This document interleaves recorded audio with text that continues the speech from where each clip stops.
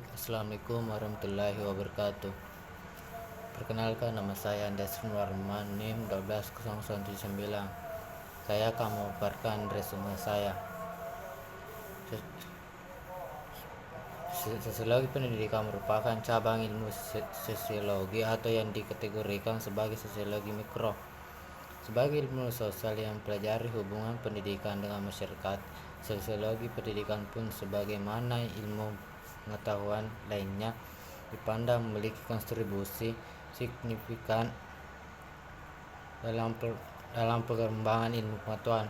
Pendidikan membutuhkan ilmu pengetahuan sosial yang akan membantu dalam perkembangan dan kemampuan dari peserta didik dan juga menuju ke dalam tujuan pendidikan itu sendiri.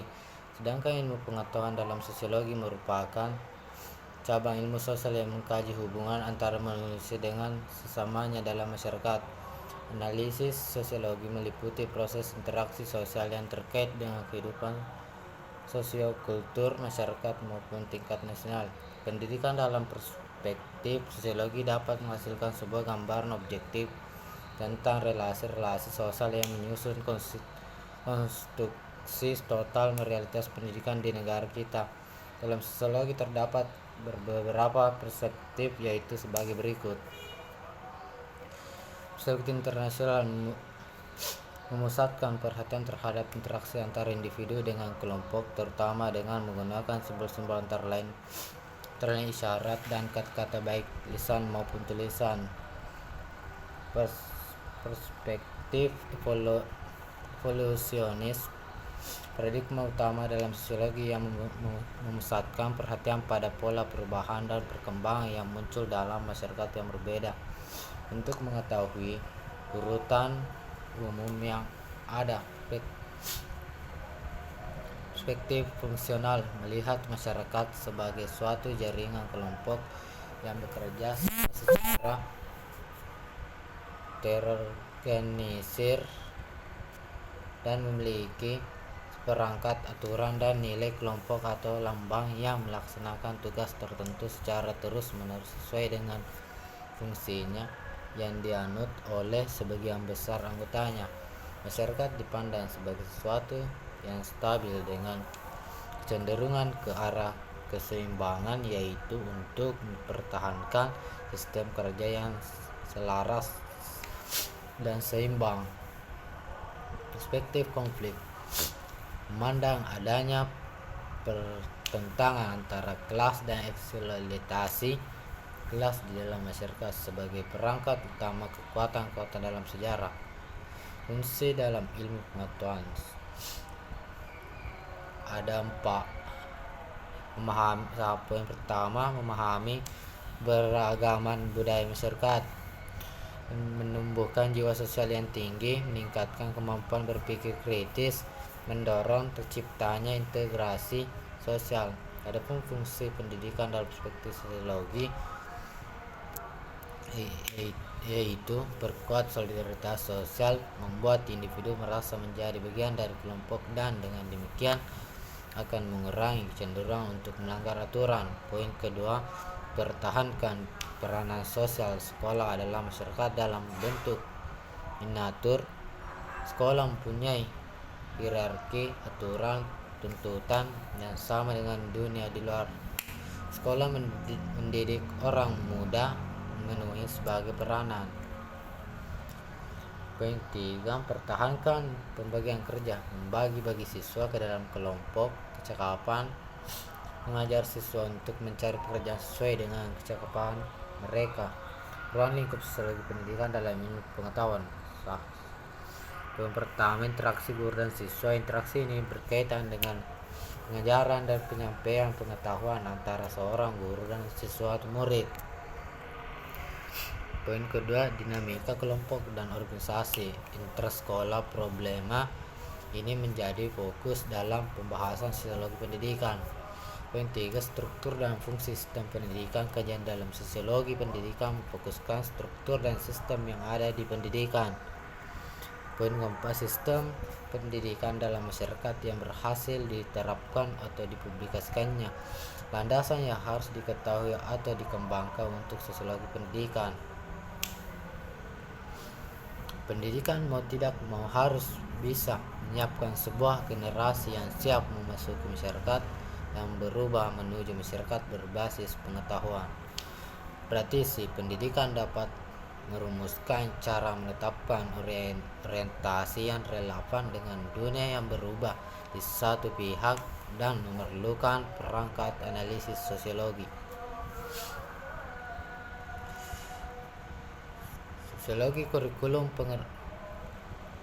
Pengertian kurikulum, ada berbagai definisi kurikulum yang sudah berkembang sering dengan dinamika dan urgensinya dalam praktik pendidikan di sekolah.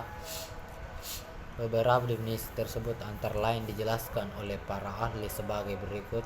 Bobit, kurikulum adalah sebuah jalan untuk mempersiapkan murid untuk peran masa depan mereka dan masyarakat industri baru. John Dewey, kurikulum merupakan revolusi berkelanjutan yang memaparkan pengalaman belajar anak didik melalui suatu susunan pengetahuan yang terorganisasi dengan hal baik.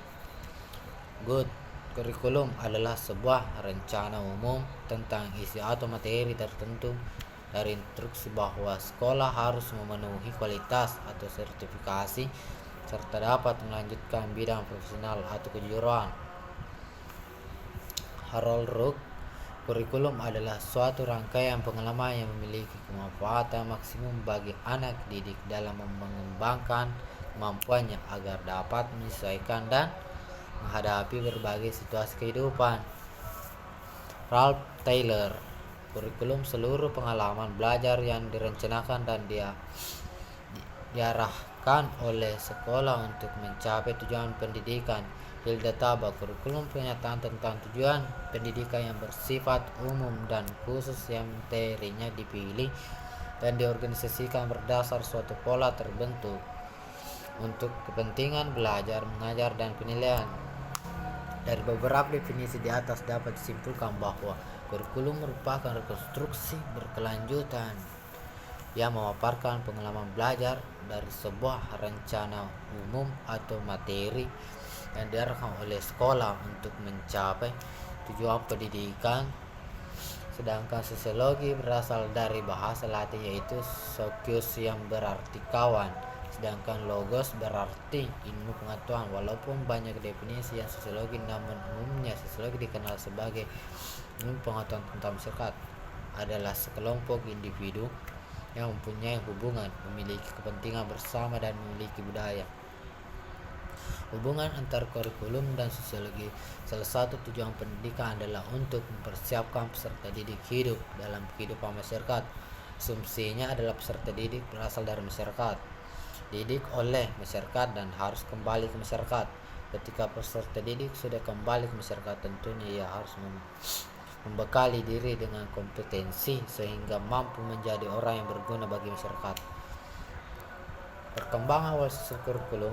Munculnya sosiologi kurikulum juga dikarenakan perkembangan dalam sistem pendidikan di berbagai negara yang menempatkan kurikulum sebagai posisi penting di sekolah.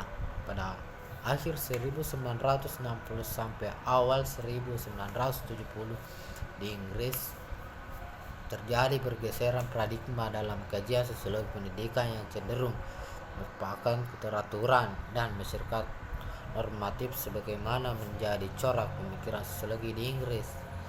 Ruang lingkup dan pokok bahas kurikulum sosiologi adalah studi yang membahas relasi sosial politik kurikulum di masyarakat secara luas. Di dalamnya juga menjelaskan bagaimana terjadinya dominasi oleh kelompok dan ideologi dominan terhadap kelompok yang secara sosial lebih lemah. Sosiologi kurikulum adalah sebuah terobosan akademik yang dirintis oleh sosiologi pendidikan dari Institute of Education, University of London melalui pendekatan New of Sociology, Education Sociology. Kurikulum menggunakan basis perspektif sosiologi untuk menjelaskan dinamika kurikulum. Secara umum dapat dijelaskan pokok bahasa sosiologi yaitu kekuasaan, power, ideologi, ketimpangan sosial ekonomi, distribusi Sosiologi kurikulum secara teoritis. Kurikulum secara teoritis digagas sejak 1970 hingga saat ini masih terus berupaya mengembangkan berbagai teori, pendekatan maupun perspektif terbaru sebagai upaya mengembangkan keilmuan. Secara praktis tidak secara spesifik membahas mengenai hal ihwal kurikulum praktikan di dalam kelas atau sekolah, tetapi sosiologi kurikulum menjelaskan mengenai implikasi praktik kurikulum tersebut dalam melahirkan kesadaran kritis di kalangan aktor-aktor yang terlibat dalam praktik pendidikan tersebut. Warisan kebudayaan adalah suatu hasil ciptaan daripada hidup bersama yang berlangsung berabad-abad. Kebudayaan adalah suatu hasil, dan hasil itu dengan sengaja atau tidak sesungguhnya ada dalam masyarakat, dan pada pokoknya tiap manusia itu pasti mempunyai budaya, yaitu gejala-gejala jiwa yang dimiliki oleh manusia dan yang dapat membedakan manusia dengan binatang. Pengertian kebudayaan menurut para ahli Edward B. Taylor, kebudayaan merupakan keseluruhan yang kompleks yang di dalamnya terkandung pengetahuan, kepercayaan, kesenian, moral, hukum, adat istiadat, dan kemampuan lain yang dapat oleh seorang sebagai anggota masyarakat. Menurut Jacobs dan B. J. Ster, kebudayaan mencakup keseluruhan yang meliputi bentuk teknologi, sosial, ideologi, religi, dan kesenian serta benda yang kesemuanya merupakan warisan sosial. Konjara-ningrat kebudayaan adalah sistem gagasan, tindakan, dan hasil karya manusia dalam rangka kehidupan masyarakat yang dijadikan milik diri manusia dengan belajar. Dr. Cooper, kebudayaan merupakan sistem gagasan yang menjadi pedoman dan pengaruh bagi manusia dalam bersikap dan berperilaku baik secara individu maupun kelompok. Manusia makhluk kebudayaan. Secara bahasa, manusia berasal dari kata manu, Sanskerta, mens Latin yang berarti berpikir, berakal, budi, atau makhluk berakal budi mampu menguasai makhluk lain. Secara istilah, manusia dapat diartikan sebuah konsep atau sebuah fakta, sebuah gagasan atau realitas, sebuah kelompok, genus, atau seorang individu. Pengertian budaya merupakan bentuk menjemuk kata budidaya yang berarti cipta, berasal, dan rasa. Sebenarnya kata budaya hanya dipakai sebagai singkatan kata budaya yang berasal dari bahasa Sanskerta budaya, yaitu bentuk jamak dari budi yang berarti budi atau akal. Budaya atau kebudayaan dalam bahasa Belanda diistilahkan dengan kata celuk kulturur dalam bahasa Inggris kultur, sedangkan dalam bahasa Latin dari kata kolera berarti mengelola, mengerjakan, menyuburkan, dan mengembangkan tanah bertani. Kemudian pengertian ini berkembang dalam arti kultur, yaitu sebagai segala daya dan aktivitas manusia untuk mengelola dan mengubah alam. Selain itu, terdapat 3 wujud kebudayaan. Yang pertama, wujud pikiran, gagasan, ide, norma, peraturan, dan sebagainya. Wujud pertama dari kebudayaan ini bersifat berada dalam pikiran masing-masing anggota masyarakat di tempat kebudayaan itu hidup. Poin kedua, aktivitas berpola manusia dalam masyarakat. Sistem sosial terdiri atas aktivitas manusia yang saling berinteraksi, berhubungan, serta bergaul satu dengan yang lain setiap saat dan selalu mengikuti pola-pola tertentu berdasarkan adat kelakuan. Sistem sosial ini bersifat nyata atau kontrak. Wujud fisik merupakan seluruh total hasil fisik dari aktivitas, perbuatan, dan karya manusia dalam masyarakat. Salah satu teknik pembagian kebudayaan manusia ialah menurut aspek atau komponen daripada kebudayaan, yang dalam hal ini setiap ahli kebudayaan mempunyai pendapatnya sendiri, tetapi secara umum komponen kebudayaan itu adalah sebagai berikut. alam pikiran ideologis dan religio. Poin kedua bahasa. 3 hubungan. 4 hidup perekonomian. 5 pengetahuan dan teknologi. 6 kesenian. 7 politik dan pemerintahan. 8 pewarisan kebudayaan dan atau pendidikan. Ciri-ciri khas daripada kebudayaan itu mempunyai pertanda atau ciri yang berspesifik, ciri yang khas atau karakteristik. Di antara berbagai pertanda yang khas daripada kebudayaan ialah kumulatif, dinamis, deskriptif. Sosiologi, proses sosialisasi. Sosialisasi adalah sebuah proses penanaman atau transfer kebiasaan atau nilai dan aturan dari suatu generasi ke generasi lainnya dalam sebuah kelompok atau masyarakat sejumlah. Sosiologi menyebut sosiologi sebagai teori mengenai tanaman, role theory. Tujuan dan fungsi sosialisasi. Fungsi umum dari sosialisasi dapat dilihat dari 2 sudut pandang, yaitu sudut pandang individu berfungsi sebagai suasana pengenalan, pengakuan dan penyesuaian diri terhadap nilai-nilai, norma dan struktur sosial. Kepentingan masyarakat berfungsi sebagai sarana pelestarian, penyebarluasan dan pewarisan nilai-nilai serta norma sosial. Nilai dan norma terpelihara dari generasi ke generasi dalam masyarakat tersebut. Tujuan sosial adapun tujuan sosial yaitu setiap orang dapat hidup dengan baik tengah masyarakat jika menghayati nilai dan norma dalam kehidupan. Kedua, yaitu setiap orang dapat menyesuaikan tingkah lakunya dengan harapan masyarakat yang memiliki budaya, di mana budaya tersebut mengikat para warganya.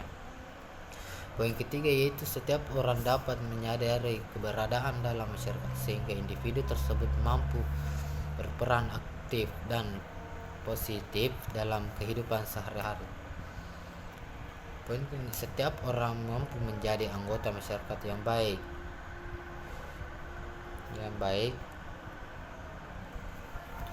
Keutuhan masyarakat dapat terjadi bila antara orang saling berinteraksi dengan peran masing-masing. Jenis sosialisasi primer sebagai sosialisasi pertama yang dijalani individu sesama kecil dengan belajar menjadi anggota masyarakat keluarga. Sosialisasi primer berlangsung saat anak berusia 1-5 tahun atau saat anak belum masuk ke sekolah. Sosialisasi sekunder adalah suatu proses sosialisasi lanjutan setelah sosialisasi primer yang memperkenalkan individu ke dalam kelompok tertentu dan masyarakat. Tipe sosialisasi formal, tipe yang terjadi melalui lembaga yang berwenang menurut ketentuan yang berlaku dalam negara, seperti pendidikan di sekolah dan pendidikan militer. Sosialisasi informal, tipe ini terdapat masyarakat atau dalam pergaulan yang bersifat keluargaan, seperti antar teman, sahabat, sama anggota klub, dan kelompok-kelompok sosial yang ada di dalam masyarakat. Pola sosialisasi represif menekankan pada penggunaan hukuman terhadap kesalahan. Ciri lain dari sosialisasi adalah penekanan dan penggunaan materi dalam hukuman dan imbalan. Sosialisasi ini merupakan pola di mana anak diberi imbalan ketika berperilaku baik. Proses sosialisasi, tahap persiapan, tahap meniru, tahap bersiap bertindak, tahap menerima norma kolektif. Agen sosialisasi, keluarga, teman pergaulan, lembaga pendidikan formal, media massa. Itulah tadi pemaparan dari saya. Assalamualaikum warahmatullahi wabarakatuh.